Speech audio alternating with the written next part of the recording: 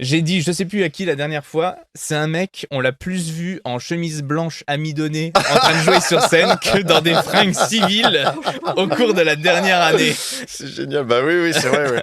C'est vrai que bah, j'ai joué dans beaucoup de spectacles classiques. Ouais. Là, pour le coup, Les Secrets de la Méduse, ça parle du radeau de la Méduse, donc ça se passe en 1816. Allez, c'est reparti pour une pièce d'époque, donc oui. Du Et coup, la moustache, elle va partout, ouais, et du coup, à la base, c'était pour les Trois Mousquetaires, et puis ça allait avec toutes les pièces, donc je l'ai gardé, quoi. c'est un répertoire que tu kiffes, t'aimes évoluer dedans, t'aimes Oui, jouer dedans. oui, j'aime beaucoup parce que c'est épique. C'est l'épopée, tout simplement, tu Ouais, vois. peut-être que c'est quoi? C'est les histoires des personnages, c'est l'environnement. Bah, Ah, ça fait rêver. Alors, il y a plusieurs choses. Il y a une part d'enfance parce qu'il y a très vite une épée qui traîne et avec des combats, tu vois. ouais. Donc, et puis on sort de notre cadre moderne aussi. Hmm, On voyage dans une autre époque, donc hmm.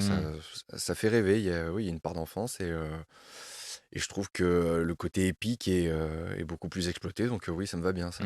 T'es quelqu'un qui peint, t'es Hmm. quelqu'un qui est attiré par la poésie de Rimbaud, de Hmm. Verlaine, etc.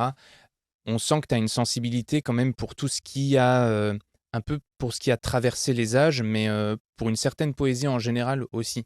Oui, ah, complètement. Mm. Bah, c'est bien résumé. Je sais pas Ouais. quoi ajouter, mais c'est tout à fait ça, oui. Et il y a deux tableaux à toi qui m'ont un peu marqué quand j'ai commencé à Mhm. faire mes recherches. Il y en a un où on te voit très coincé dans un wagon de métro Ah oui. où tu es vraiment, Ah tu as ouais. l'impression d'étouffer. Et il y en a un autre où on voit un être humain en tranche et dans son cerveau, il y a Hmm. beaucoup de logos, etc. Oui. Je me suis demandé si, en fait, l'art, la poésie, etc., c'était pas un moyen pour toi d'essayer de réparer un monde qui était un peu désaxé, un peu désaccordé. Je sais pas si tu vois ça comme ça. Quand j'étais ado, j'avais écrit une phrase, les gens vivent et les artistes les regardent. Donc, par définition, on est un peu en décalage Hmm. pour le tableau auquel tu fais référence. Et effectivement, c'est un autoportrait où je suis le seul visage net dans, Oui, dans c'est vrai. une Et foule un peu coloré d'ailleurs. floue et avec, avec une perspective. Et on est Mmh. dans un wagon de métro. Donc là, il y a plusieurs choses aussi. C'est un peu la figure de l'albatros de Charles Baudelaire, tu sais, exilé sur le sol au milieu des huées. Ses ailes de géant l'empêchent de marcher. Alors, je me prends pas du tout pour Charles Baudelaire, hein. On va rester très, très humble. Mais il y a un peu ce sentiment-là. Alors, moi qui viens de province, en plus, être confronté à cette foule, Mmh. au métro, je me souviens de Ouais. ma toute première journée à Mmh. Paris. C'était en avril 2007, ça remonte, mais c'était une belle journée ensoleillée. Et tout ce monde dans le métro, cette vie qui va à 200 à l'heure, Mmh. ça m'avait Mmh. un peu choqué. Je m'en souviendrai à vie. Donc Ouais. il y a plusieurs choses. Il y a un peu tous ces sentiments-là, à la fois le provincial qui arrive à la capitale et l'artiste qui se sent à part. Tu viens du coup de ailleurs que de Paris. Qu'est-ce qui t'a donné envie de venir dans cette ville-là? Est-ce que c'était déjà le théâtre à ce moment-là? Ouais. Bah, c'est la capitale de tous les arts, Paris. Mmh. Ça fait rêver. Mmh. Ça fait rêver aussi bien par les musées, les théâtres. Et puis moi qui voulais être comédien, bah, il fallait aller à Paris. Et puis j'avais envie de faire les cours Simon aussi, hein. Mmh. Tu Parce savais déjà que que ce serait Cours-Simon? oui, parce que mon tout premier prof de théâtre à Toulon, qui s'appelait Robert Donat, qui m'a énormément encouragé à faire ce métier, a fait les cours Simon et m'a donné envie de faire cette école et m'a encouragé d'aller dans cette voie. On a voulu te recevoir parce que, on s'est dit que le fait d'être seul en scène, c'était un challenge à part entière et comme nous, on s'adresse, quand même à des artistes qui débarquent un peu dans le monde professionnel, on s'est dit qu'on pouvait échanger avec toi sur, bah, justement, qu'est-ce que c'est de tenir une scène pendant 1 heure? Qu'est-ce que c'est de, créer une pièce où on sait qu'on va être seul, où on n'a pas, tu vois, le public, pour savoir, comment il va réagir, sur ce qu'on aura écrit. Mhm. Mais avant ça, peut-être qu'on peut un peu parler de théâtre et puis de toi surtout. Peut-être que tu peux nous dire d'où tu viens, où est-ce que tu t'es formé aux arts dramatiques, qu'est-ce qui t'a donné envie de faire ce métier, etc., Bien avant de sûr. débarquer à Paris et de commencer sur les planches. Non, ben moi je viens d'Olioul, c'est une petite ville à côté de Toulon. Voilà, alors j'ai un parcours un petit peu particulier dans le sens où j'ai reçu des petits signes dans ma vie qui ont fait que au bout d'un moment, la voie théâtrale euh, m'a attiré. J'ai fait 10 ans de rugby, donc ce qui n'a rien à voir. Mais déjà, on va dire que je faisais rire tout le monde. Et puis, Mmh. j'avais déjà des personnages un peu particuliers. Donc très vite, je me suis dirigé après vers le théâtre. Et puis après, tu sais ce que c'est quand tu apprends des poésies à l'école, quand tu passes au tableau, bah, déjà il se passait des choses. Et je me souviens qu'en CM2, par exemple, c'était les petites scénettes, que tu peux avoir dans les spectacles de fin d'année. J'avais le rôle d'un boucher et en gros, j'étais un boucher dans la réserve, j'étais le patron et celui qui était à l'accueil avait un client récalcitrant, un peu pénible et il trouvait que son lapin n'était pas assez gros. Donc moi, je tirais sur un espèce de dessin qui était un lapin et je faisais tout pour le grossir. Ça faisait marrer les parents, tu vois? Je faisais semblant de mettre une farce, tout ça. Et c'était une petite scénette rigolote et je me souviien qu'à l'époque, alors que c'était en CM2, j'avais fait rire tous les parents d'élèves et je sentais qu'il se passait quelque chose sur scène, tu vois? C'est un événement qui t'a marqué et Oui, oui, tu senti qu'il y un avait parmi tant d'autres, tu vois? Il y avait ouais. la tirade d'Harpagon, par exemple, au collège, où ma prof de français disait: «Non mais Geoffrey, vraiment, fais du théâtre». Elle m'a demandé si j'en faisais déjà, Mmh. et moi je lui disais que non. Et c'est Mais et c'est vrai qu'il y avait eu aucune phase dans ta vie où d'un coup, l'expressivité ou corporelle ou vocale, avait dû être sollicitée. C'est juste des petites choses comme ça que tu as fait dans ton quotidien, bah, d'enfant presque, oui, qui finalement t'ont un peu, amené à la chose oui, et c'est par l'intermédiaire du regard des autres que tu t'es dit: «Il y a peut-être un truc à faire en fait» oui, complètement et c'est et le plaisir que j'ai éprouvé, hein. C'est bah, aussi ouais, simple que ça, hein. ouais. Pour certains, monter, sur l'estrade, ça peut être très perturbant, intimidant, bah, moi j'aimais bien et je trouvais ça marrant Mmh, parce que du coup, c'était comme un échange déjà avec le public mmh. où je faisais marrer mes copains et oui, voilà, ça a été plusieurs révélations qui ont fait que au bout d'un moment, bah, pourquoi pas en faire, son métier. Est-ce et quel a été justement ce déclic là où tu t'es dit, «Tu sais quoi? Je vais essayer quand même, je vais prendre des cours, je vais voir ce que ça donne». Est-ce que ça a été logique immédiatement pour toi ou est-ce que c'est, des événements qui t'ont amené à rencontrer le professeur dont tu me parlais Mmh de Toulon? mh. Mmh. Ou est-ce que, tu as décidé spontanément d'aller vers ça ou ça s'est fait au fur et à mesure du temps? Il n'y a pas eu de déclic, mais c'est justement c'est plusieurs révélations qui ont fait qu'au bout d'un moment, je revois un de mes camarades, de rugby lui dire: «Non, mais moi un jour j'arrêterai pour faire du théâtre, de la peinture», et lui me regardait comme ça, Ah ouais, tu m'étonnes. il comprenait Ah pas. c'est oui, surtout. Bah ouais. Je veux pas qu'on ait des a priori Non, ou non, des mais clichés sur le rugby, mais ça n'a d'un rien à coup, voir. tu es dans un Bien environnement sûr. sportif où tout le monde est là pour, la performance, la compétition. C'est sûr que d'arriver Oui, oui, avec une «parole» entre guillemets, de se dire: «Je veux devenir artiste», bien sûr. ça peut, surprendre. Après j'étais encore enfant, tu vois? Oui, d'accord. J'ai fait 10 ans de rugby, mais c'était de 6 ans à 16 ans à peu près, D'accord, donc ouais. quand je tenais ces propos, je devais avoir peut-être, 12-13 ans, tu vois? Mmh. C'était l'adolescence et c'est justement à l'adolescence Mmh. que mon monde artistique, entre guillemets, s'est développé, fortement. Je me suis mis à, bah, comme tu disais, à jouer de la guitare, à peindre, et à faire du théâtre. Mmh. Est-ce que c'est aussi éventuellement des représentations de théâtre que tu aurais vues à un moment qui t'ont où tu as vu les comédiens Oui, sur scène, à cet âge-là justement aux alentours de tes 12 ans où tu t'es dit: «Oh, «Waouh!» alors déjà moi je kiffe quand je le fais à l'école, mais de voir, cette troupe, enfin de voir l'esprit de troupe, de voir, le lieu, les réactions du public, est-ce que c'est des choses qui ont aussi alimenté ton envie de faire ce métier? oui, bah, mes parents allaient, souvent, dans un café-théâtre qui s'appelait La Porte, d'Italie, à Toulon et c'est là qu'on voyait plusieurs humoristes, et plusieurs pièces de théâtre aussi et j'allais aussi à Château-Vallon qui est une scène nationale et c'est là que j'ai vu, tous les spectacles, enfin, un grand nombre de spectacles de Philippe Cobert OK. qui, heu, qui m'a beaucoup marqué, comme, beaucoup de comédiens et qui était génial. Il racontait, sa vie de manière, romanesque et avec, tous ces personnages, c'est des spectacles, c'est des seuls en scène, de, 2 voire 3 heures et ah oui, oui, il raconte toute sa vie, OK. il y a plein de spectacles qu'il a où heu, où tout accumulé, ça dure 15 heures, je crois et Waouh! c'est que des seuls en scène. Alors De après, lui sur son histoire? sur son histoire à lui. Après OK. c'est très, romanesque, Oui, je me doute, oui, oui. mais là, ça a été une petite claque, oui, ça m'a beaucoup marqué, oui. Oui, oui. Et du coup, est-ce que c'est après un de ces spectacles-là où tu t'es dit: «Bon, je sais qu'il y a un cours à Toulon, est-ce que je pourrais pas regarder si je peux m'inscrire, commencer à prendre Alors des non, c'est cours?» ma mère qui a vu un article sur le journal et qui m'a dit: «Bah, écoute, là, il y a un cours de théâtre qui s'appelle Training Comedy». C'est un ancien directeur de casting, qui gère ça, qui est, originaire de la région du Var et qui donne des cours à Toulon. Bah, si tu veux, j'appelle et sans même trop me demander d'ailleurs, elle a Mmh. appelé, et elle l'a eu au téléphone, et lui il a dit, bah, qu'il apprenne un texte et puis on va l'auditionner, et ce texte-là, c'était «Dans ma maison» de Jacques Prévert. Et donc, encore une fois, au lieu d'être, intimidé, au au lieu d'être très, démuni, non, je suis monté sur scène et j'ai dit Mmh. mon texte et j'ai vu il y a eu des réactions, lui-même était étonné, et j'ai senti, oui, encore une fois, qu'il se passait quelque chose et que ça allait être un nouveau départ dans ma vie. Ça, Mmh. je l'ai clairement, senti, oui. Mmh. Le Que plaisir que tu as eu, le plaisir et l'émulsion qu'il y avait autour de ça. ouais. Moi, j'aime beaucoup qu'on ait ces moments-là où on parle justement, de Toulon, d'ailleurs que Paris, en fait, et qu'on voit toutes les belles histoires qui se sont créées en dehors de la capitale.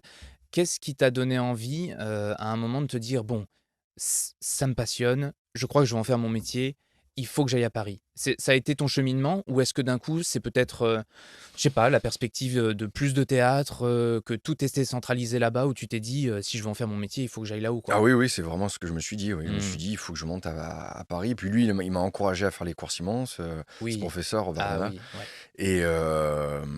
Et effectivement, je suis monté pendant les vacances, de Pâques en 2007, et j'ai assisté à quelques cours, au cours Simons. J'ai trouvé ça super, Mmh. ne serait-ce que l'ambiance très familiale, Ouais. ça m'a énormément plu Mmh. et je regrette pas parce que j'ai fait ça après, j'ai fait les cours Simons de 2009 à 2012 et je trouvais ça super, quoi. Qu'est-ce que tu as retenu justement de ces, différentes formations initiales que tu as eues? Donc les 3 ans à Mmh. Toulon et puis ensuite les 3 ans au cours Simon. Quelles ont été pour toi les vraiment les choses qui t'ont servi après dans le métier? Les qualités qu'il y avait dans cette formation? Si tu devais donner des conseils, tu vois, à quelqu'un qui écoute ça et qui sait pas trop dans quel cours s'inscrire et cetera, qu'est-ce qu'il devrait rechercher dans un cours? Quels sont les green flags et les red flags, enfin les indicateurs positifs ou négatifs auxquels il faut essayer de faire gaffe? Bah, moi, pour le coup, je peux vraiment parler des cours Simons parce que c'est du sur-mesure. Donc, qui dit sur-mesure dit pas de concurrence, finalement. On est son propre instrument et ça, c'est vrai, hein, dans la vie de tous les jours. D'ailleurs aussi, on peut pas être en concurrence avec quelqu'un qui est différent de nous, finalement. Tout à fait. Ah mais je Donc, suis complètement d'accord avec toi. du coup, c'est ce qui s'est passé au cours Simon parce que ça a été vraiment du sur-mesure. Moi, j'étais dans la classe d'un super professeur qui s'appelle Cyril Jarousseau et il nous donnait des personnages, qui allaient nous faire évoluer. Mmh. Les premières années, c'était surtout des classiques et puis petit à petit, on affinait et dans ce sens-là, on voyait l'évolution, de chaque élève sur scène et puis, de temps en temps, on se donnait la réplique aussi. Donc, chacun évoluait ensemble Mmh. et il n'y avait pas du tout de concurrence malsaine comme il peut y avoir dans certains cours, ça peut arriver, et c'était une ambiance très familiale. Au cours Simon, il y a 3 ou 4 classes maintenant, je ne sais plus comment ça se passe, mais de 30 élèves. C'est pas comme, au cours Florent, enfin sans faire la guéguerre, mais il y a plusieurs bâtiments, par exemple, au cours Florent, et ça peut être un peu l'usine. Mmh. Et je crois qu'ils sont des milliers d'élèves. C'est pas du tout les mêmes écoles, mais je pense qu'il y a d'autres écoles aussi, qui sont, dans cette, démarche-là.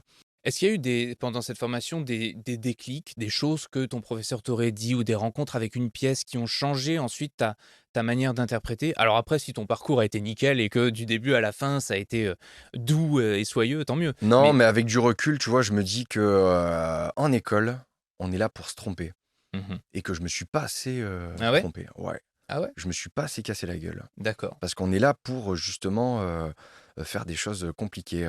Il y a une fois où vraiment j'ai fait un passage, sur scène et ça s'est mal passé et c'est marrant parce que c'était, une scène où j'étais tout seul. Tu vois, justement, on va parler du seul en scène, Ouais. tout à l'heure et c'était un monologue de Guitry. Mmh. C'était, l'acte 2 de Faisons un rêve où c'est, je sais plus comment il s'appelle ce personnage, mais, où il commence, l'acte, il est vraiment tout seul, c'est un monologue et j'en faisais des caisses, je ramais, j'étais lourdingue au possible et alors que Guitry, il faut être très léger, c'est de l'esprit, tu vois? Faut laisser les paroles s'envoler. Là, pour le coup, j'en ai souffert et j'ai j'ai pas voulu repasser ce texte et c'est dommage parce que, Ah, tu t'es pas comment dire? Tu pas remonté à cheval tout de suite, quoi? non, Tu t'es pas non, remis, je l'ai même laissé tomber cette scène et c'est dommage. C'est dommage mmh, parce qu'il faut se tromper, il faut être fou, tu vois? ouais. Il faut être un peu, tête brûlée, et tout essayer pour savoir qui on est. tout simplement sur scène C'est important de se connaître en tant que comédien, de savoir ce qu'on oui, dégage sur scène oui, pour avancer dans le milieu. oui. Mmh. Enfin, il faut bien savoir qui on est un peu à la base, savoir quel est notre emploi finalement pour pouvoir, faire des rôles de composition après. C'est juste. Parce que Ouais, ça ouais, ça nous sert de base grave, complètement. oui, oui, Tu oui, dirais enfin, qu'aujourd'hui, toi, parce que c'est pas spontané de connaître son emploi. Ça vient, je suppose, enfin, tu me donnais ton oui. expérience, mais ça vient un peu au fur et à mesure du temps. On part de quelque chose, je crois que c'est, Freud ou Nietzsche qui disait qu'il y a 3 mois. Il y a le moi qu'on pense être, il y a le moi que les autres perçoivent et il y a le moi qu'on est vraiment au quotidien, dans nos actions, et cetera. Au théâtre, c'est quelque chose qu'on peut se permettre d'exploiter, quoi, parce que qu'est-ce qu'on dégage? Qu'est-ce qu'on ressent nous? Est-ce que ton emploi, enfin, c'est presque philosophique, mais après tout, on est là pour se poser, des questions. Mmh mh. Mais je veux dire, c'est important au théâtre de faire ce travail, ce cheminement de qui on est. Mais c'est pas quelque chose qui est simple, je pense. Comment ça s'est passé pour Non, toi? c'est Est-ce très que compliqué, mais on est toujours dans cette démarche aussi, d'identité presque. mmh Moi, tu vois, un personnage, je sais comment il s'habille, je sais comment il se lève, je sais comment il parle, je sais comment moi, je sais pas. Très honnêtement, hein. Toi, Geoffrey? Ah moi, Geoffrey, c'est très compliqué, hein. Ça me fait dr Je te ça me jure que fait c'est vrai, drôle. hein, et ça a toujours été, depuis mon adolescence, hein, comment je m'habille. C'est marrant. Ah non, mais vraiment, hein. C'est marrant que parce que nous, on te connaît un petit peu maintenant, Mmh mh. on te perçoit d'une certaine manière et alors bon, pas du tout sur la tenue vestimentaire, mais sur plein d'autres choses. Il y a des choses qui nous semblent être, complètement, logiques pour toi, tu vois? Ta présence, ta posture, ta carrure, ton expressivité. Pour nous, elles sont déjà installées, qui ne t'avons vu que 2 fois sur scène et Mmh. 1/2 heure au cours de la vie, tu vois? Et pourtant, chacun de nous, au fur et à mesure du temps, enfin, même quand on est comédien, je pense que c'est un peu comme ça. On se pose des questions sur qui on est, sur ce qu'on dégage. Mais peut-être que ça fait partie du cheminement et du travail finalement. Peut-être que c'est aussi ça le travail de comédien à un moment donné. Moi, je sais que, par exemple, alors j'ai une, pas de spécialité, mais je sais que je peux dégager ce côté, jovial, qui a des bonnes ondes, tout ça, mais je sens que j'ai plein d'autres choses, en moi. Par Mmh. exemple, si tu as regardé mes peintures, il se passe des choses, enfin, tu vois? Il Tout y a à fait. il y a pas que, donc J'avais prévu de te poser une question au début, je voyais que tu avais de la peinture où vraiment, il y avait beaucoup d'expressivité, que ta couleur préférée c'était le rouge. mmh, Tu parles de Dragon Ball Z à un moment, ouais. je disais: «Mais Geoffrey Callen» et tu calmes. Est-ce que la colère est un moteur pour toi, Alors je suis très calme dans la vie en plus. Ouais. Je pense pas, alors je suis un peu déconneur, mais je suis quelqu'un de posé, je suis pas très nerveux, ça c'est clair. Mais et Mais justement, c'est oui. intéressant que quelqu'un de très posé comme toi aime, le hard rock. Ah j'adore, ouais, ouais. Ouais, tu Ah vois? ouais. Mais je comprends tellement, enfin, je veux dire, Ah ouais, ouais. même dans tes peintures, tu as des goûts qui sont, entre guillemets, qu'on pourrait considérer comme violents. Enfin, quand moi Ah je bien dis sûr. que j'aime, Jérôme Ah Bosch, ouais, tout le mais monde me complètement. dit: «Mais tu es taré», enfin, je veux Ouais, dire: «À quoi ouais, ça ouais, ressemble ouais. ce truc?» et Ah ouais, tout. ouais, complètement, ouais. Autodix, même chose. Je sais pas si tu aimes Bacon, par exemple? Ah oui, oui, oui, On oui. est C'est d'accord? très spécial. Ben moi j'aime, Ouais. ce qui, me perturbe. J'aime ce qui me Mmh. pose question. J'aime pas quelque chose de simple, de tranquille, de policé, de conventionnel, souvent bon, il y a pas de profondeur. Moi j'aime bien les choses qui me perturbent. Alors, avec du recul, des fois, quand je regarde une œuvre, je sais pas si j'aime bien au final, mais ça m'a posé des questions et Mmh. ça j'adore. Mmh. Et pour moi, l'art, c'est un peu fait pour ça. Alors il y a cette notion de divertissement, Mmh. qui est importante, hein, mais j'aime bien quand aussi, ça me ça me pose des questions, oui. Justement, tu as travaillé et tu as écrit à propos d'un tableau Mmh. qui est, Le radeau de la Méduse. Tout à fait. Et tu vas même faire un seul en scène dessus. Enfin, Mmh. tu as déjà joué plein de fois ce seul en scène, mais tu vas relancer une nouvelle exploitation à partir de janvier. On va vraiment revenir dessus et on va parler de ce que tu viens de dire, du fait qu'il y a plein de choses en toi que tu peux exprimer peut-être aussi dans ces différents personnages qu'il y a à l'intérieur du spectacle. Mais peut-être qu'avant ça, on peut revenir sur comment ça s'est passé pour toi l'arrivée sur Paris. Il y a une question que j'avais vraiment envie de te poser, c'est pour ça que je me permets de faire un petit retour en arrière avant de partir sur le seul en scène. Quand tu es arrivé à Paris, tu as tout de suite, commencé à apprendre au cours Simon, heu et ensuite tu as débarqué dans le monde professionnel. Comment ça s'est passé pour toi déjà? Et est-ce qu'avec le recul, justement, ça c'est intéressant, tu donnerais des conseils au Geoffrey en 2012 qui, arrive à Paris? Est-ce que tu lui dirais: Attention mon garçon, ne fais pas trop de ceci, tu voulu aller par là, c'est bien, fais-le plus fort». Tu vois ce que je veux dire? Oui, oui. Est-ce que tu aurais des conseils à donner à toi plus jeune? Pas tellement parce que j'ai pas de regrets. j'ai pas de regrets. Je pense que les choses, elles se font parce qu'elles doivent se faire. Et alors, si j'ai un conseil, c'est sois plus carré au niveau des dates, au niveau de l'agenda, où là, j'ai fait un peu n'importe quoi, tu vois. Ah ouais, ouais. Alors pour ne Des rien te erreurs de cacher, jeunesse. on a eu vent d'un ami à toi, Ah ouais, c'est qui s'appelle vrai. Emilia Fabrizio, Qu'est-ce qu'il a dit? je sais pas si tu le connais. Oui, oui. Non, non, qui nous a dit qu'une fois tu avais eu une aventure malheureuse et que c'était resté en toi, mais comme tu viens de me le dire là, Oui, oui, sur les heu, dates. sur les dates, Ah ouais. oui, oui. Non, mais c'est pas une, plusieurs. Ah bon? Ah oui, Ah, oui. Emilia a été très, très, très gentil avec Ah toi. non, non, non, Dis c'était plusieurs, plusieurs. Non, non, c'est vrai? c'était la cata au début, hein. OK, C'était, tu valides 2 représentations qui se jouent en même temps. merde, Donc c'est compliqué, tu c'est un vois? petit peu Pour compliqué. se dédoubler, c'est On pas a beau être simple. un peu schizophrène dans le métier, Ouais, on n'est pas encore en capacité d'être à 2 endroits au même donc moment. du coup, tu vois, surtout quand tu t'en rends compte, 1 mois avant, quoi, tu vois? Donc que la salle, elle est pleine, que que c'est une date qui se joue, pendant les fêtes, c'est-à-dire qu'au niveau des recettes, tu vois, donc ouais, non, non, là, pour le coup, j'ai pas fait ce qu'il fallait. Et là, pour le coup, oui, au jeune Geoffrey, je lui dirais: «Mec, fais gaffe, fais attention, sois Mmh. professionnel». Ouais. Mais ça m'a servi de leçon parce que maintenant je fais particulièrement attention. Mmh. Mais bon, c'est encore une fois l'expérience. Les erreurs, pour moi, au final, ce sont pas des erreurs, ce sont juste des expériences qui permettent de ne pas reproduire ces erreurs-là. Et de venir dans La Troupe podcast 10 ans plus tard pour dire: «Les gars, soyez organisés. Exactement. Bah Faites oui, bien attention à oui, vos oui, dates». tout à fait, Non, oui. non, mais carrément, je Oui, oui. pense qu'en plus, il y a des qualités un peu bêtes à avoir, Mmh, que sont, l'organisation, arriver à l'heure, connaître son texte et cetera. Moi, je trouve que ça fait exactement. partie du cahier des charges, en fait. C'est même pas, est-ce que je veux travailler avec lui ou pas? C'est déjà, tu gères tout ça. Ensuite, on va voir, comment on travaille tel personnage. Ensuite, on va voir, Mais tout où à il en fait. est ton perso et cetera. Mais, je trouve que mettre sur pied une éthique de travail, ah bah, je veux dire, si tous tes comédiens sont comme ça, pour le metteur en scène, ça doit quand même être un régal. Je sais Tout pas, à fait. est-ce que justement, c'est une de mes questions, Oui. est-ce que tu observes, des qualités qui sont essentielles à avoir dans le métier? Ah oui. Maintenant que toi, ça fait quelques années que tu évolues, ça fait Oui. plus de 10 ans que tu fais ce métier quand même Mmh. maintenant. Tu as joué Mmh. dans beaucoup de spectacles, tu as fait du théâtre, tu as fait du cinéma, donc tu as été avec beaucoup d'équipes artistiques, parfois différentes. J'en reviens à Robert Donat, mon premier prof, Mmh. hein, il m'a dit des choses très simples, mais arrivez à l'heure, sachez votre texte, soyez sympa. Mmh. Alors Ouais, c'est très simple, hein. ouais. Moi, sur le coup, bon, OK, je trouvais pas ça exceptionnel. Et au final, Mmh. c'est quand même, des bases qui font qu'après, oui. Est-ce que tu dirais que tu as évolué en tant que comédien entre le moment où tu as commencé ta carrière et aujourd'hui, là où tu fais quand même un seul en scène de plus d'une heure avec beaucoup de personnages? Est-ce qu'il y a eu des phases de travail où tu t'es dit: «Allez, là, il faut absolument que je bosse» et là, tu mets entre guillemets ce que tu veux. Il faut que j'ai un corps plus disponible, je dis n'importe quoi, que je travaille ma voix. Il faut que je me connaisse mieux, il faut que je fasse de l'introspection, du développement personnel. Il faut que j'arrête la clope. Ah bah, alors là, alors arrêter la clope, pour le coup, je suis jamais tombé dedans. J'ai eu, Ouais. cette chance, j'ai jamais été addict. Mmh. Mais, c'est clair que, il faut avoir une hygiène de vie, surtout, avec les mises en scène, du Grenier Babushka Ouais, où c'est c'est physique. très physique, très sportif. Mais après, oui, pour ce qui est de l'évolution, c'est clair que je suis plus du tout le même, que quand j'avais, 20 ans, que j'ai débarqué, Super intéressant ça. mais, Qu'est-ce qui s'est passé?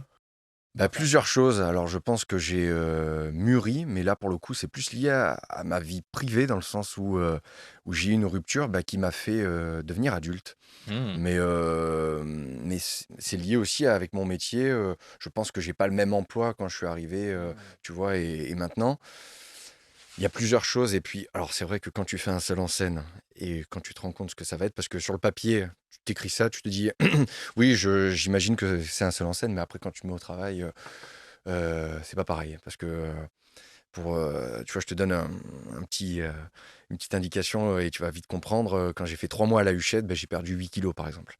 OK. Tu vois? Donc, Mmh. ça déjà, ça change beaucoup de choses. Et donc ça, tu ne peux que évoluer, en tant que comédien quand tu fais un seul en scène. Ça c'est évident. Je pense que oui, il y a eu un avant et un après par rapport à ce projet. Dans le sens où déjà c'est un projet, personnel. Mmh. Ça a été, 6 ans de recherche et d'écriture en tout. Waouh! De Ah oui, l'idée. ça date pas d'hier, hein. Ah non, non, non. Non, ça a été une démarche d'abord très personnelle. Mmh. J'ai regardé un documentaire qui m'a passionné sur à la fois la conception du tableau, le fait divers et la conception grandeur nature, du radeau de la Méduse, qui a Mmh. été, fait par un ingénieur, marin. Et donc ce documentaire m'a passionné. Puis un jour, on est en voiture avec mon frère, il me dit: «Tu un budget limité pour faire un film, qu'est-ce que tu fais?» Et ben je lui dis: «Je fais un film sur le radeau de la Méduse». Et heu et puis après je me suis dit: «Bah tiens, oui, c'est pas bête». Alors pourquoi pas se renseigner, tout simplement pour faire un projet théâtral. Et très vite, ça a été, beaucoup de recherches sur le sujet, beaucoup de témoignages, de beaucoup de livres historiques, des romans qui sont sortis. Et très vite, je suis tombé sur les 15 survivants, dont un qui s'appelait Pierre-Laurent Coste, qui était matelot toulonnais. Et ça m'a fait tilt. Je me suis dit: «Bah tiens, on va Toulon. raconter» Toulon, tu vois? Moi qui suis originaire de cette ville, du sud, je me suis dit: «Bah tiens, pourquoi pas raconter l'histoire de ce bonhomme qui est un Mmh. survivant?» Ouais. Et très vite, je me suis dit: «C'est un survivant qui va raconter, toute cette histoire». Mmh. Et j'avais 2 choix. Soit j'ai un budget illimité, il y a beaucoup de monde sur scène, parce qu'ils étaient 150, Sur le radeau? 147 pour être, précis, sur le radeau de la Méduse. Mmh. Soit j'ai beaucoup de budget, il y a beaucoup de monde sur scène pour qu'on se rende compte pour qu'on se rende compte de cette foule. Soit c'est un survivant qui raconte tout ce qui s'est passé, j'interprète tous les personnages à la Philippe Cobert, Mmh. dans le même style. Paf, tout est rassemblé et oui, il y Oui, a presque un truc un peu à l'Inception où, les images que tu as eues pendant ton adolescence, boum, oui, accouchent oui, 15 ans plus tard dans un seul en scène qui en plus est, tu dirais que c'est un peu ton enfin, j'ai pas envie de dire ton paroxysme d'acteur parce que qu'est-ce que ça veut dire? Mais je veux dire, c'est quand même, dans ta carrière, un moment j'ai l'impression, un objet artistique intense, oui, qui est l'aboutissement de beaucoup de complètement. travail et dont tu n'aurais peut-être pas été, tu n'aurais peut-être pas pu le prendre en charge de la manière dont tu le fais et avec le succès ça rend compte parce que c'est pas la première fois que ça joue, si tu n'avais pas traversé, tout ça avant. Ouais, mais complètement, oui. Et je me suis pas trahi, enfin, tu vois, j'ai pas trahi le jeune Geoffrey, pour revenir à ton autre question, j'ai pas de conseils parce que, jusqu'à présent, j'ai voulu faire, Bravo. mais oui, Oh non, cette mais mais transition, non, ce retour arrière, mais non, mais bravo. c'est vrai, c'est très important Ouais. de pas trahir, Mmh. le jeune, adolescent plein d'espoir, qu'on a pu être. Ça, c'est vraiment très important. J'ai fait des projets qui m'ont plu. J'ai jamais fait, ce métier pour l'argent, jamais. Ça a toujours été, par passion. Et ce projet, bah, ça oui, oui, je touche tous les sujets qui m'ont été chers, jusqu'à présent, tu vois? La peinture, l'écriture, la poésie un peu, enfin Tout à fait, oui. je pense qu'on a fait un beau travail d'écriture avec Antoine, Mmh. Antoine Guiraud, donc Et heu même Toulon est là. et oui, quelque part, oui, mais Bah, c'est vrai, c'est des si sujets t'étais pas personnels, toulonnais, mais complètement. t'aurais peut-être pas eu le tilt sur Ah ce mais Coste, complètement. c'est ça? Pierre-Laurent Coste, oui, Pierre-Laurent un vrai Coste, de matelot te qui a dire: existé, «Nom de Dieu, un ouais. Toulonnais, vas-y, Oui, oui, j'ai envie oui, de me mettre dans ses pompes, quoi». complètement, oui. Peux-tu nous parler un peu justement du processus, de création autour de ce spectacle? Parce qu'on a bien compris du coup, tu as vu le Bah, ça a été documentaire, passionnant. tu as fait des recherches, Ça a été ça a été passionnant, ça a été un travail, ouais, d'archives, du début jusqu'à la fin. Ça a ouais. été un travail aussi bien sur comment établir un scénario, parce il a fallu écrire la petite histoire de ce matelot, donc entouré de personnages fictifs pour le coup, ou plus ou moins fictifs, dans la grande histoire du fait divers qui a vraiment eu lieu. Très vite, j'ai vu des stéréotypes de personnages Ouais. dans les recherches historiques. Mmh. Le capitaine Chaumaré, ça faisait 25 ans qu'il n'avait pas navigué, donc très vite, j'ai vu un gars, tu vois, il avait un penchant pour la bibine. J'ai vu un gars assez gros, tu vois, qui parlait comme ça, je gère la situation, tu vois, Ouais, donc alors qu'il ne gérait rien du tout. c'est super. Richefort, c'était un type qui n'avait aucun grade, qui était un civil, très vite, et c'est devenu son second. Et très vite, j'ai vu un gars qui voulait tu vois, s'introduire un petit peu. Et puis après, voilà, il y avait, ces 2 lieutenants, qui étaient, juste, en grade, en dessous. Tu en avais un qui venait de Carcassonne, qui venait du sud-ouest. Alors, très vite, tu vois, un personnage du sud-ouest. Très vite, j'ai fait des stéréotypes de personnages. Ouais. Et tu as réussi à avoir tout ce beau monde, en fait, toutes ces personnalités-là et tu t'es dit: Oui, «Vas-y, on va raconter l'histoire avec, en les faisant intervenir pour faire avancer l'intrigue», en fait. exactement, oui. Et à quel moment est-ce que, ton coéquipier d'écriture, Antoine, arrive pour, te filer un coup de main entre guillemets ou pour prendre part au projet? C'est toi qui te dis: «Putain, j'ai plein d'idées, j'ai un scénario, mais j'arrive pas à faire arriver l'intrigue» ou un truc comme ça, pourquoi tu l'as sollicité, on va dire? Quel rôle il a eu? Et comment vous avez collaboré en fait Bah, si ensemble? tu veux, j'ai fait une première écriture, que j'ai fait lire à tout le monde, enfin, Mmh. beaucoup de proches. Et Antoine, alors j'ai eu de très bons conseils, de part et d'autre, mais Antoine, ça a été celui, qui a été le plus pertinent. Celui, qui m'a dit: «Non, change ça» et à chaque fois je réécrivais, je réécrivais et à chaque fois je me disais: «Il tape juste» et au Mmh. bout d'un moment, je lui dis tout simplement: «Mais viens, on l'écrit tous les 2 quoi. C'est tellement, tellement juste, tout ce que tu me dis que» tu vois, tout s'est fait naturellement et bah, lui qui est comédien, je me suis dit, «Mais qui mieux que toi peut le mettre en scène?» C'est juste. Vu qu'on parle la même langue, que Bien qu'on a sûr. écrit le projet tous les 2, tout s'est fait naturellement. Émilien s'est proposé, Antoine était d'accord. Émilien, on joue avec lui, tu vois, on le connaît très bien, c'est un comédien du Grenier Babouchka, donc tout s'est fait naturellement. On a demandé au Ranlag, si éventuellement on pouvait répéter. Ils ont été d'accord, tu vois?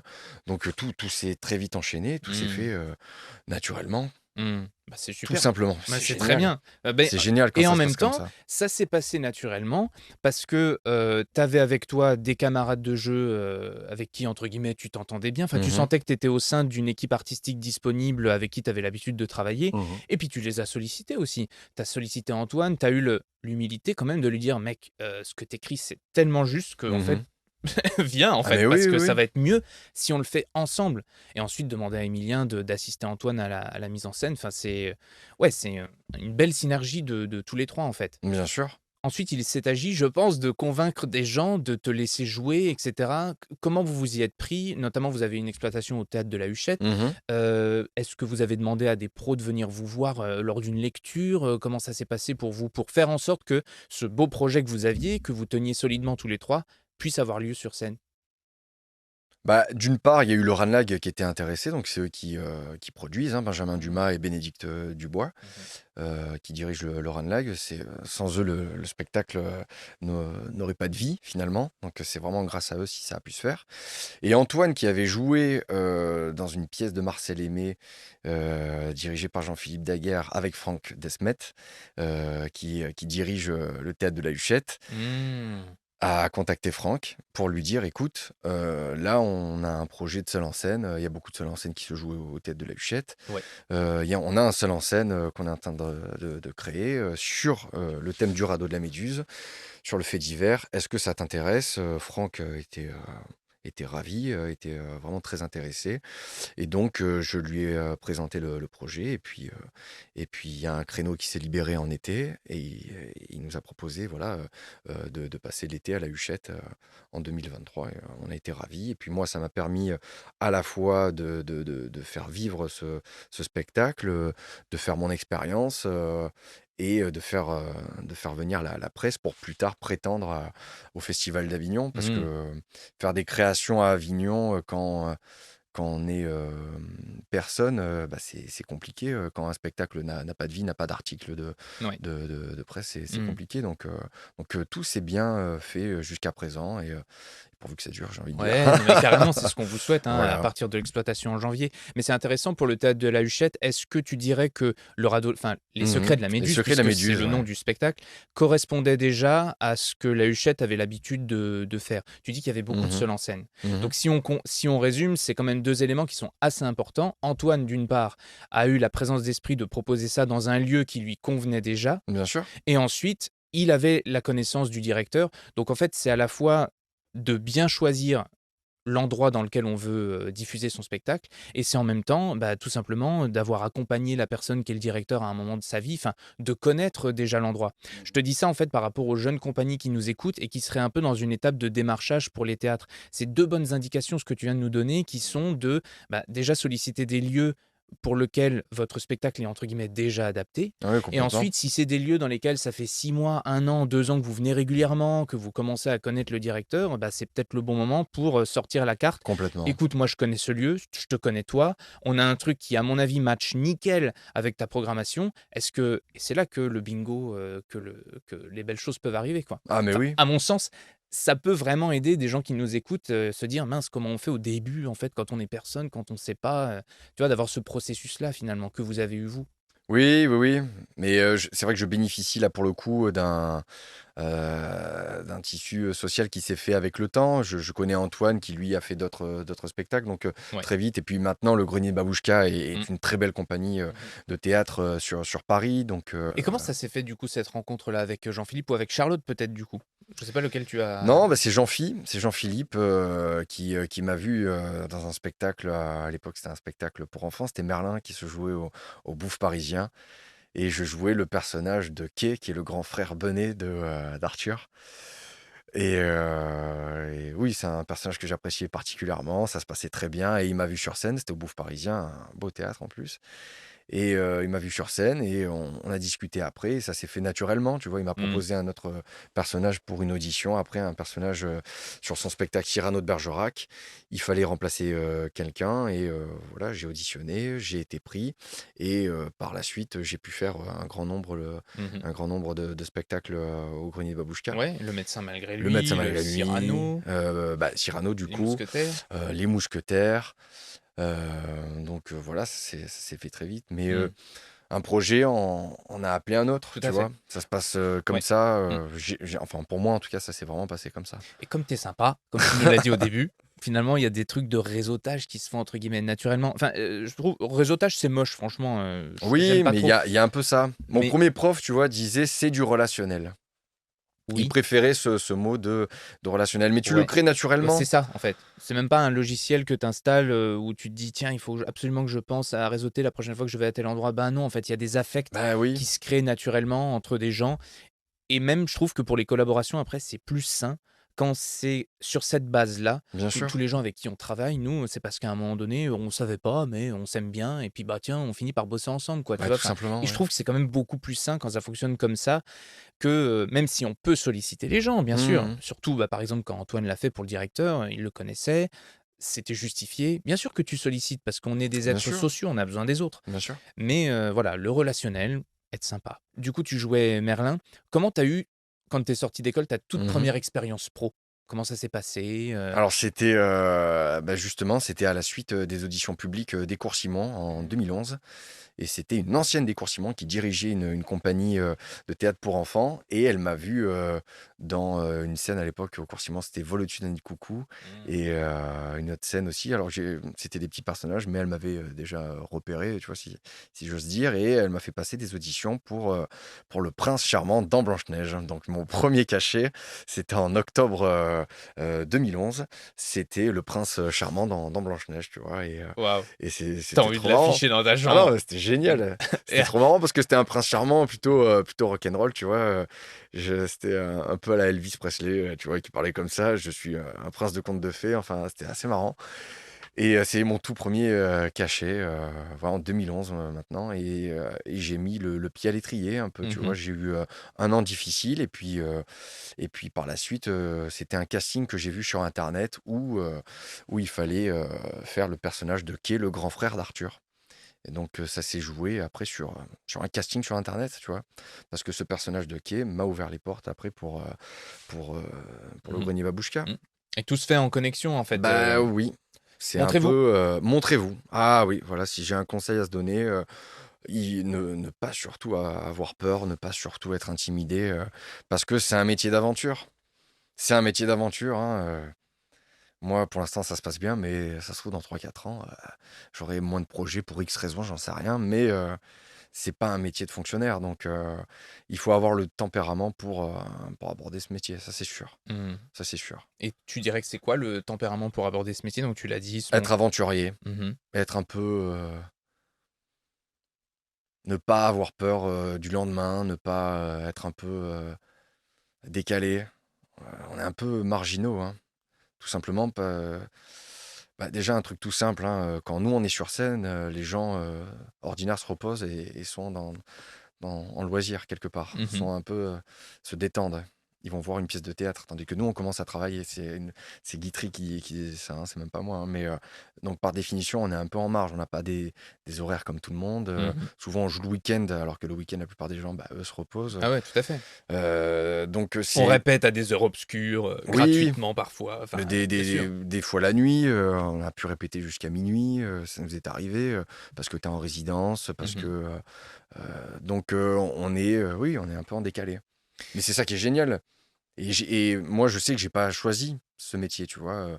Je me suis pas dit, tiens, c'est pas quelque chose de réfléchi. Mmh. Tu vois, je sais qu'il y a une année, tu avais Christine Angot là, sur une émission de Laurent Ruquier qui Ouais, disait que art artiste, c'est un plan B. Bah non, en fait, ouais, c'est pas du tout un plan B. ouais, ouais, pour plein de Enfin, gens, c'est bah pas du oui, tout un tu plan B. choisis pas du tout. C'est comme ça. Je pense que. Alors oui, tu as une part d'acquis, mais enfin, moi, ça a été un peu inné. Et c'est après la vie qui te révèle tout ça, tu vois. Mmh. La vie, elle t'envoie des signes, il faut les écouter, euh, mais il n'y a rien de réfléchi. C'est très instinctif. Enfin, en tout cas, pour moi, ça a été ça. Il n'y a rien de calculé. Mmh. Mmh. Et tu t'es plongé dans l'aventure. Ah oui, oui. Et l'aventure, tu en as une belle qui se prépare puisque tu vas jouer donc Les Secrets de la Méduse, la transition est folle. Est-ce que tu peux nous parler du coup un peu du spectacle? Tu fais beaucoup de personnages sur Mm. scène, donc bon, on l'a compris du coup, c'est une histoire qui est tirée de la véritable histoire qui a aussi donné Oui, lieu au tableau. tout à Tu fait. nous as parlé de comment s'est passé le processus, créatif, de comment tu as réussi à la jouer. Mm. Maintenant en termes d'interprétation, il y a beaucoup de personnages. Comment tu les as composés? Comment se sont passées, les répétitions? Et puis surtout avec une donnée qui est quand même importante je trouve, c'est que là tu es seul en scène et tu répètes, comme d'habitude, avec aucun public. Comment tu valides des idées? Comment tu te dis: «Ah ça, les gars, on a eu une bonne idée, mais là, je crois que le public, ça va pas». Comment tu valides après avec eux quand tu fais tes représentations? Enfin, c'est Tout part de l'histoire initiale. Tout part de ce fait divers qui est incroyable. tu Parce peux que, nous en dire 2 mots, du coup? oui, bah, si tu veux, déjà, ce qui est assez passionnant, c'est que tout le monde connaît le tableau. Et que personne, ou très peu de personnes connaissent, ce vrai fait divers qui a eu lieu. Et du début jusqu'à la fin, c'est une histoire passionnante parce qu'on rentre au cœur de la nature humaine, mais aussi bien dans les actes de bravoure, que dans les actes, Mmh. horribles. Mmh. Et ça, c'est une base, géniale pour faire une pièce de théâtre. Parce Donc que là, moi, tu as ça a été, toute la palette, ah mais quoi. tout est là, tout est là.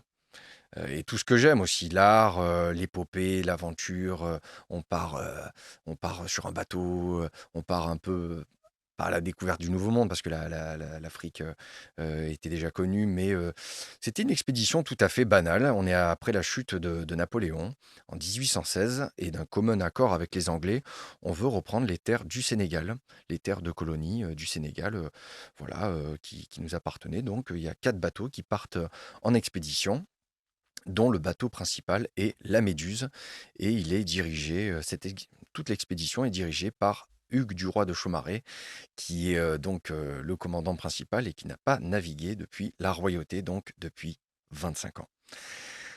Donc première erreur, et ça a été une accumulation d'erreurs, comme toutes les catastrophes, c'est une accumulation d'erreurs qui font qu'au bout d'un moment, on va droit dans le mur, et ça devient inéluctable.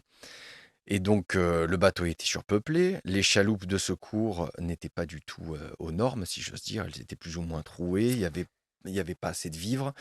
Et si tu veux, le, capitaine, Hugues du Roi de Chaumareix, s'est, désolidarisé de ses, seconds qui étaient des bonapartistes, alors que lui était royaliste. C'est une période très trouble dans la société française, Mmh. parce que tu as à la fois des anciens bonapartistes, des royalistes et des gens qui sont républicains. Donc des gens qui ne s'entendent pas du tout. Donc du coup, le capitaine, ne s'est pas mis d'accord avec ses lieutenants et il s'est lié d'amitié avec un certain Richefort qui a fait n'importe quoi, je te résume, mais qui a dit: «En gros, on va passer par là», il fallait surtout pas passer par là. Le bateau s'est planté sur un banc de sable, Mmh. un fond marin qui était très haut, Mmh. et donc du coup, pour, déchausser le bateau, ils ont créé un radeau. Donc ils ont démonté certains mâts, ils ont, enlevé, toutes enfin certaines pièces du bateau, toute la drôme, toutes les pièces de rechange en gros, pour créer un radeau, pour mettre toute la marchandise et donc alléger le navire. Mmh. Alors ça a plus ou moins marché, sauf qu'il y a eu la tempête et qu'au bout d'un moment, ils ont mis tout le tiers-état, en gros tous les matelots et les soldats, sur le radeau de la Méduse. Mmh. Donc 140 personnes, 147 personnes sur un radeau de fortune. Leurs jambes, étaient, enfin s'engouffraient entre les Ah poutres. Il ouais, y donc avait la tempête, il y avait mmh. pas de vivres Mmh. et pour survivre, ils avaient, que du vin. Donc en plein Tu peux. soleil, ça fait des ravages. Les Waouh. gens sont devenus fous, enfin bref. Puis ils ont Et il navigué faut voir la suite. 2 semaines, non, un truc comme ça. Ils ont Ils sont navigué restés longtemps. 13 jours sur ce radeau. Au tout début, ils étaient remorqués par 2 chaloupes. Ouais. Sauf qu'au bout d'un moment, 147 personnes, c'est très lourd. Les chaloupes, elles avançaient plus. Allez hop. Mais j'en dis pas plus. Très bien. Tu gardes le suspense pour, Voilà. bien sûr, pour aller voir le spectacle qui se jouera, je le rappelle, Mm, au théâtre du Ranelagh à partir du mois de janvier. exactement. Combien de personnages tu joues sur scène?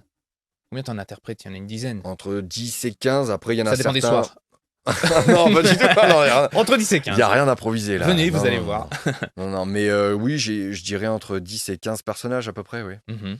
Et donc tu me disais tout à l'heure que tu avais commencé à écrire et que très vite tu avais vu des archétypes de personnages qui s'étaient révélés à Oui, toi. Par exemple, celui qui n'a pas navigué depuis 25 ans oui, et Hugues qui est Duroy. Oui. porté sur le levage de coude.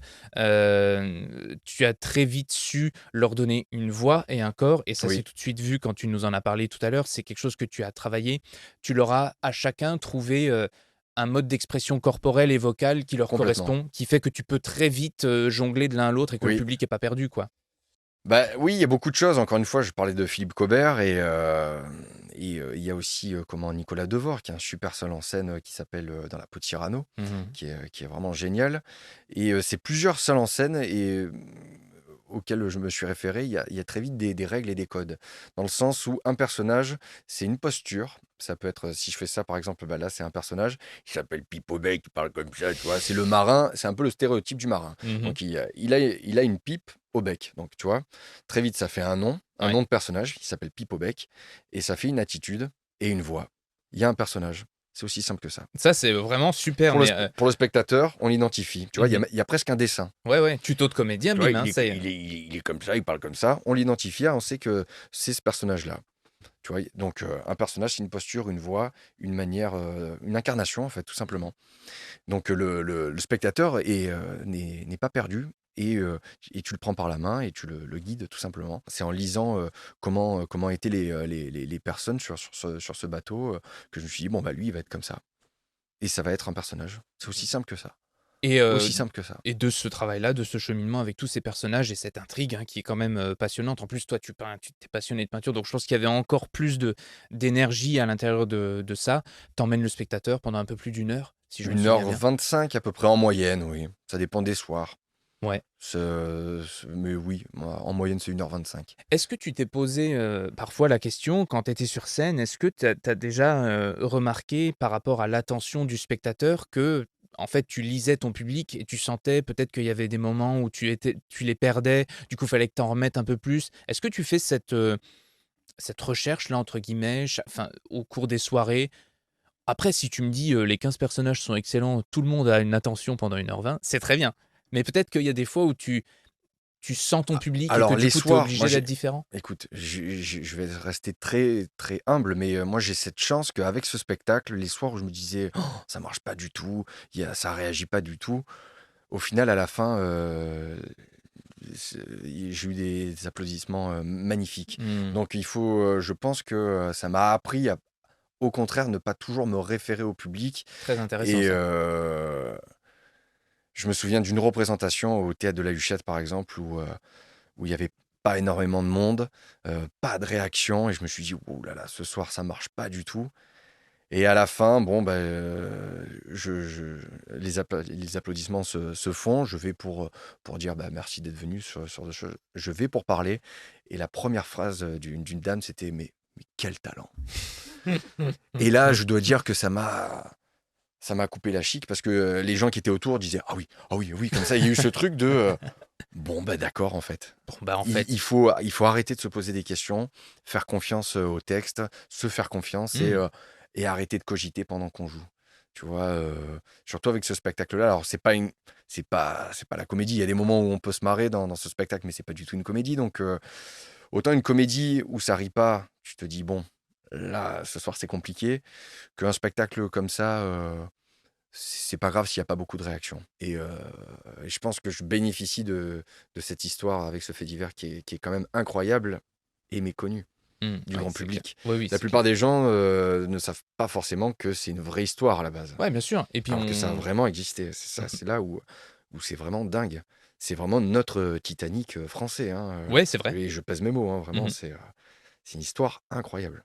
Je trouve ça super intéressant. Tu dis justement, en fait, il faut pas trop, prendre la mesure du public et cetera. Parce Non, autant quand tu fais du stand-up, tu oui, corriges de la blague, tu oui, vois? Tu corriges de oui, l'idée.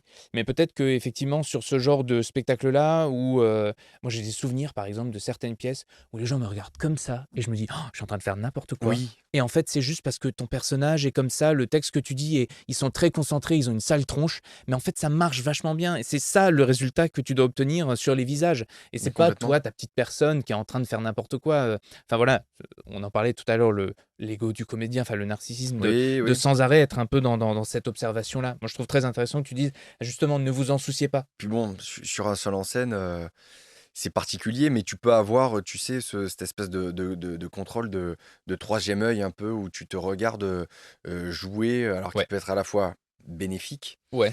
mais aussi, négatif parce que tu es pas dans l'action, si Mmh. si tu te regardes jouer. Mais c'est un 3e œil que tu peux avoir avec l'expérience, parce que tu deviens un peu ta marionnette. C'est une maîtrise qui peut être, géniale aussi et c'est curieux d'avoir ce 3e œil-là sur un seul en scène. Quand tu es bien rodé, tu vois? Moi je sais que j'ai eu ça, j'ai fait une date à Chantilly. C'était après, l'exploitation, au Théâtre des Lucioles, du Festival d'Avignon. J'ai eu une date, à Chantilly, en fin août, donc un mois après le festival d'Avignon et j'avais une telle maîtrise, c'était une date géniale de tournée et je me suis dit: «Ça y est, j'en suis enfin là, Mmh. d'avoir cette maîtrise» et ça, c'est génial et tu peux l'avoir qu'avec un certain nombre de représentations et un certain rodage sur le spectacle et c'est un sentiment, de grâce un peu. Mmh. Oui, je comprends. Tu sais, où Mmh mh. tout se conjugue, où Mmh. tout se passe bien vraiment. Mais c'est de la tu guitariste, c'est de la mémoire musculaire finalement presque. Il y a un Ah peu de oui ça. Enfin, je veux et de dire, la musique, il y a de la musique, ouais.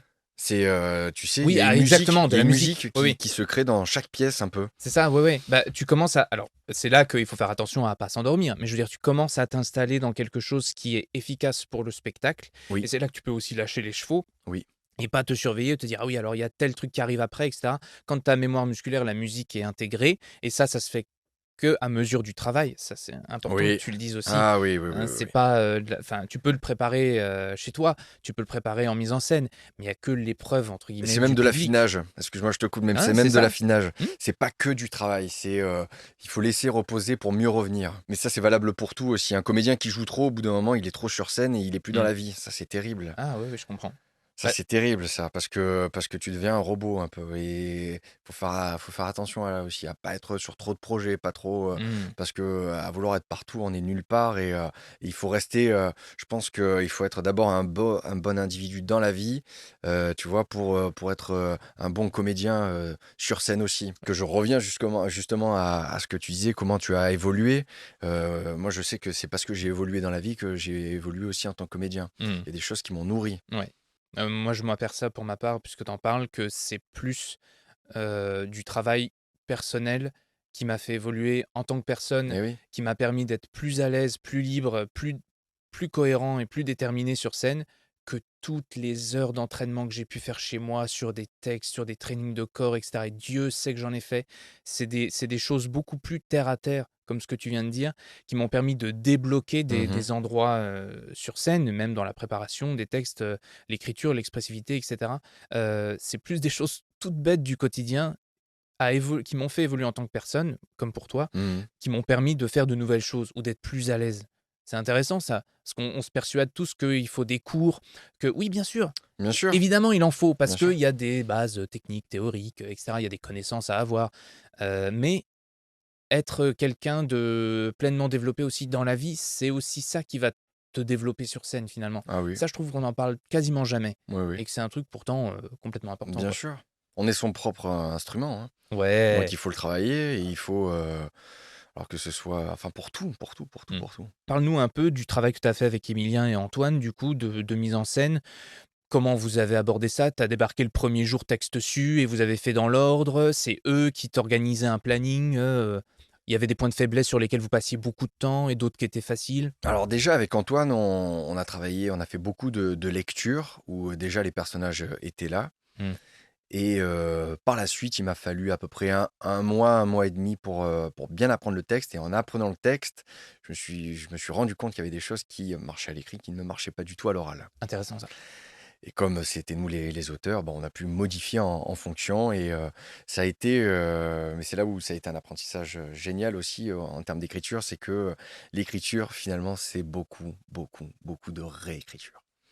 La première version que j'ai faite tout seul du coup et ce que c'en est maintenant, ça n'a strictement rien à voir. C'est même 2 projets, différents. Alors que Mmh. c'est le même thème, c'est le radeau de la Méduse, mais ça n'a strictement rien à voir. Parce qu'entre-temps, ça a été comment établir un scénario. Donc je me suis, beaucoup renseigné, j'ai Mmh. beaucoup lu, Ouais. aussi bien, tu vois, les livres de John Truby. Anatomie d'un Anatomie d'un scénario inferno, ouais. qui est génial. Les livres de Yves Lavandier, qui est français. Ça a été un énorme projet. Ça a été un peu mon Everest à moi, parce que Mmh. ça a été 6 ans de travail intense. Et pour revenir à ta question, au final, oui, on a commencé à répéter texte dessus. Et c'est là que j'ai pris l'ampleur de ce que ça allait être. Mmh mh. Hem et de ce que, du niveau physique qu'il faut avoir. Ça commence par un niveau de performance, physique. Je sais que là, tu vois, j'ai fait le festival d'Avignon, où j'ai joué quasiment tous les jours. Et Si tu as beh, perdu 8 kilos à la Huchette, tu en as oui, perdu pour 25 Avignon, pour Avignon. ouais, alors là, pour le coup, je me suis pas pesé, mais oui, oui, parce que, là, pour le coup, j'ai fait très attention à mon hygiène de vie. J'ai Ouais, pas bu d'alcool. ouais. Le sucre, je faisais vraiment très attention pour garder ce niveau de forme. Et oui, En parce plus, qu'il je faut jouais à 10h15, tu vois? C'était le matin, ouais. je me couchais tôt, je prenais vraiment la la chose pas du tout à la légère, donc Mmh. ça a été une implication, Heu, comme un sportif de haut niveau. Alors, tu vois, Ouais. en toute proportion gardée, Ouais, mais comme un acteur de mais cinéma, oui, qui fait voilà, une session de pour tel préparation, quoi. personnage, Bien tout sûr. à fait, oui, oui. Mmh. Mais là, ça a été pareil. Et 2 mois avant, tu vois, je faisais, soit de la natation ou soit de la course tous les jours, et je répétais mon texte, Mmh. tous les jours, je le jouais, tu vois, pour que ça devienne tout naturel et que je ne joue plus, que je sois finalement, tu vois, un peu? Que ça devienne, oui, oui, que ça fasse partie de moi, que ce soit moi, quelque part. Mmh. Que tu t'appropries, la personnalité de ces personnages aussi, que tu te Oui, retrouves en eux sur une fine, lamelle, mais qui est oui, oui, la lamelle de l'interprétation et c'est là que, bah, c'est convaincant parce qu'il y a mmh vraiment quelqu'un, quoi. Il y a vraiment une personnalité, c'est sincère, et cette rencontre-là se fait, bah, oui, par l'intermédiaire du travail et toi, c'était du coup en complètement. répétant et pendant la préparation? Oui, oui. Et puis on parlait de musique, tout à l'heure, tu vois? Mais c'est une sorte de chorégraphie, ce spectacle, donc si mon corps ne suit pas, Mmh. ça sera pas bon pour le spectacle. Donc pour moi, ça commence par être en forme, physiquement. Mmh. Pour moi, c'est le plus important parce que c'est une sorte, de monstre, ce spectacle à tous les points de vue, aussi bien de ce que ça me demande physiquement, de comment j'en ressors, de, l'épreuve de la représentation en elle-même, donc oui, c'est vraiment quelque chose que je prends, très au sérieux. Je pense clairement, tu vois, on en parle en ce moment parce qu'il y a des tournées qui se préparent. Je pense pas que je puisse jouer ce spectacle 2 fois par jour, par exemple, c'est pas possible. Mmh. Parce que souvent des fois quand tu es en tournée, tu peux faire une scolaire l'après-midi et une représentation tout public le soir. Ce spectacle, je sais que vraiment j'aurais du mal. Si en plus le restaurant dans lequel tu manges n'est pas bon, tu vas avoir du mal à récupérer. Je vois que tu t'es renseigné, non? Ah, Non? ça se peut, peut-être. On a téléphoné à Emilien. J'ai été chiant. C'est marrant, OK. Alors, il nous a raconté plein d'autres Ah, choses, c'est génial! mais dont on ne peut pas parler sur ce podcast. OK. Oui, on a téléphoné parce que on s'est dit, ça serait intéressant pour quelqu'un qui le côtoie beaucoup, parce que vous avez une complicité les 2, Ah, mais tous les complètement, 2. ouais. C'est un ami à toi, ça fait longtemps que vous vous Complètement. connaissez au plateau. Donc on a appelé Emilien pour lui dire, «Qu'est-ce que tu peux nous apprendre sur Geoffrey?» Et même, je vais te dire un truc, je lui ai dit, une phrase toute bête, je lui ai dit, «Est-ce que Geoffrey a eu, dans la vie, des moments où, c'était, difficile professionnellement, hein, je veux dire. Sur Mmh. scène, il avait du mal avec des trucs et cetera et où du coup tu l'as vu changer, évoluer pour te donner l'occasion aujourd'hui de, tu vois, de nous parler de, un élément de transition dans ta vie professionnelle et cetera et il nous a dit que tu étais quelqu'un, voilà, qui prenait les choses avec beaucoup de calme et visiblement qui travaille énormément, mais toujours sans que ça ait un impact sur les autres quand il y a, peut-être des choses difficiles, que visiblement ils ont été très durs avec toi pendant la mise en scène de des Secrets de la Méduse, enfin qu'ils ont Mais à été juste exigeants titre. et voilà, Oui, voilà. à juste titre et que du coup tu t'es montré, souple, disponible et que, ça a fonctionné, quoi. Mais complètement, mais après si, tu vois, il a assisté, à plusieurs filages où j'étais nul, Émilien, tu vois? À des filages, des répétitions, où je faisais le spectacle en entier, où j'étais à côté de mes pompes, où ça n'allait pas du tout, c'est ce qui m'a fait évoluer aussi, mais non, ils ont été géniaux, hein. J'ai été, très bien entouré et heureusement, qu'ils ont été là, aussi bien Mmh. Antoine, que Émilien, ils ont été super, hein, pour ce spectacle, parce que oui, ils ont un niveau d'exigence, mais c'est pour ça que je les voulais aussi, pour ce spectacle, tu Mmh. vois? Mais oui, oui, il a assisté à des répétitions, laborieuses où j'étais pas bon, quoi, clairement, tu vois? Où il y avait rien, pas de flamme, pas où Et où ça toi-même à n'allait pas. l'intérieur tu le sentais aussi que Ah oui, c'était pas là je le sentais, clairement, quoi. et Et qu'est-ce qui t'as beau lutter, tu sais, ouais. le spectacle, il doit continuer. T'as beau, mal commencer, ce spectacle, alors c'était pas des représentations publiques, hein, attention, c'était Oui, des répétitions parce que pour ouais, le coup, même les représentations où je me disais: «Tiens, aujourd'hui ça se passe mal», au final, il ils y ont avait l'air des gens debout à la fin donc tu vois? bon indicateur. C'est quand même tu peux pas dire que c'était pourri donc Par rapport à ces répétitions où tu disais que ça n'allait pas, quel a été le cheminement pour aller vers un endroit où ça allait et où ça allait à chaque fois après, tu vois? Est-ce que ne pas louper le début du spectacle. c'est ta lancée Oui, qui te posait souci faire au un bon début? départ. Je pense que c'est, pour ce spectacle-là, oui, faire un bon départ. Ben, prendre le C'est spectateur par la main pour exactement, l'emmener pendant 1 heure exactement, ouais, et quart avec toi ouais, sur une histoire, c'est le prendre par la main, quoi. Enfin, je oui. sais pas, tu vas me donner après Ah ta si, mais version c'est des tout faits, à fait ça, c'est mais tout à fait ça. si, tu de l'huile sur les paluches et que tu glisses et Oui, il s'est échappé, bah oui, t'as pas de deuxième ça occasion. l'intéresse plus, non. Ouais, ouais. Il y a un peu ce côté où, tu vas ramer tout le long. Et ça passait C'est le cas par de le quoi dire. pour toi alors le fait de ouais, pas mal. Il y en a un qui a taffé sans celui-là. Ça passait par quoi pour toi le fait de bien prendre le spectateur par la main? C'est lui donner des éléments de contexte? C'est lui montrer que tu es présent avec lui? C'est lui parler directement? C'est briser le 4e mur? Par où ça passait pour ce projet? Dans l'écriture, je dis clairement, si vous êtes là, c'est pour écouter le fait divers, le le plus horrible de l'histoire de la marine française. Donc déjà, ça Boum, pose ça pose, teaser. les choses, tu vois? Voilà. Donc déjà, je pense que, on tend l'oreille. Effectivement, si les gens viennent, c'est pour écouter, l'histoire du radeau de la Méduse, par un survivant qui va raconter tout ce qui s'est passé. Donc ça part de là et puis après, c'est, bien présenter, le lieu et les personnages, les protagonistes, voilà, tout simplement. Et il y a beaucoup, d'informations, c'est une C'est histoire ça! très dense. Mais c'est ça surtout. Il y a plusieurs Oui. enfin, alors déjà, il y a un contexte historique. Mmh. C'est pas tout, il y a des personnages différents qui sont, tu l'as dit, pour certains royalistes, d'autres républicains. Donc, Oui, waouh, tu un contexte, pardon, à apporter, au début qui est quand même, costaud, quoi. bien sûr. Donc je suppose que vous passez, enfin, on n'en dit peut-être pas trop, mais je veux dire, ça fait partie du processus que de donner accès au public à ces éléments historiques-là. Oui. Parce que si tu les laisses paumer, Inéluctablement, tu as des termes maritimes, tu vois, que ah que ouais, tu dois, bien sûr. donc et on voulait pas que ça fasse conférence historique non plus. Mmh. Tu comprends? Donc Bien il a sûr, fallu créer une fiction, c'est-à-dire la petite ouais. histoire de ce matelot, dans la grande histoire du fait divers. Et dans tous les cas, pour ce projet, Ouais. je voulais surtout pas que ça finisse dans un tiroir. Ouais, OK. Tu vois, Bien je sûr. voulais qu'avant la fin de ma vie, je voulais pas avoir de regrets sur mon lit de mort, tu vois? Je voulais qu'au moins faire, une représentation pour ce projet. Alors Mmh. il y en a eu d'autres, voilà, je suis produit, c'est plus que génial, c'est que du bonus maintenant, mais ça a été encore une fois, ça a été 6 ans de boulot et j'ai eu peur à un moment que ça finisse dans un tiroir à prendre la poussière, tu vois? Et Mmh. que ça se fasse jamais au final. Qu'est-ce qu'il faut faire pour ne pas laisser un projet qu'on aime tant dans un tiroir? Ah non, mais alors là, il faut se battre, il faut aller à fond, il faut être fou. Ah oui, non, mais C'est bien alors ça. là, moi, je suis guidé tu vois, adolescent, moi, j'avais Jacques Brel, Léo Ferré, Brassens et Brel dans un de ses interviews, il disait, mais il faut être fou, il faut se tromper. Il disait: «Allez au bout de vos passions, de vos rêves, même si on vous dit que c'est impossible», et il disait à la fin: «Surtout si c'est impossible». Tu vois, il y a ce côté un peu, Don Quichotte, heu, et ce côté c'est plus fort que nous, il faut y aller à fond, quoi. Ah ouais, alors là, pour ça, et je pense que par la force des choses, oui, peut-être que, j'aurais, plus démarché, mais mais bon, là, voilà, il y a eu des producteurs qui se sont déclarés tout de suite, et